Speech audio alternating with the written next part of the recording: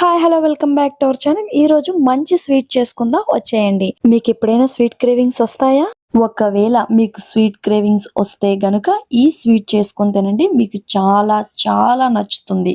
మరి ఇంకెందుకు ఆలస్యం, ఈ టేస్టీ డిలీషియస్ స్వీట్ ని ఇప్పుడు ప్రిపేర్ చేసేద్దాం. ఒక బౌల్ పెట్టుకుని 2 టేబుల్ స్పూన్ల క్లస్టర్ పౌడర్, అలాగే 4 టేబుల్ స్పూన్ల మిల్క్ ని వేసుకోండి. తరువాత ఉండలు లేకుండా కలుపుకోండి.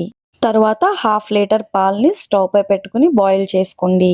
6 లేదా 7 స్పూన్ల షుగర్ ని యాడ్ చేసుకోండి.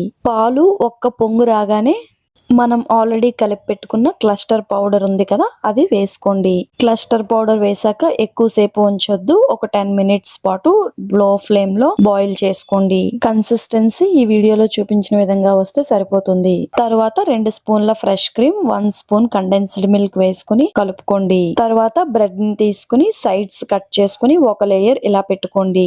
ఇప్పుడు ఈ మిల్క్ ని బ్రెడ్ పీసెస్ పైన వేసుకుని మళ్ళీ ఇంకొక లేయర్ బ్రెడ్ పీసెస్ పెట్టుకుని అలా మిల్క్ యాడ్ చేసుకోండి. తర్వాత ఫ్రెష్ క్రీమ్, కండెన్స్డ్ మిల్క్ కలుపుకొని పెట్టుకున్నాం కదా, అది అలా లేయర్ కింద వేసుకోండి. డ్రై ఫ్రూట్స్ వేసుకుని 2 hours ఫ్రిడ్జ్ లో పెట్టుకుని తర్వాత సర్వ్ చేసుకోండి. Bye bye.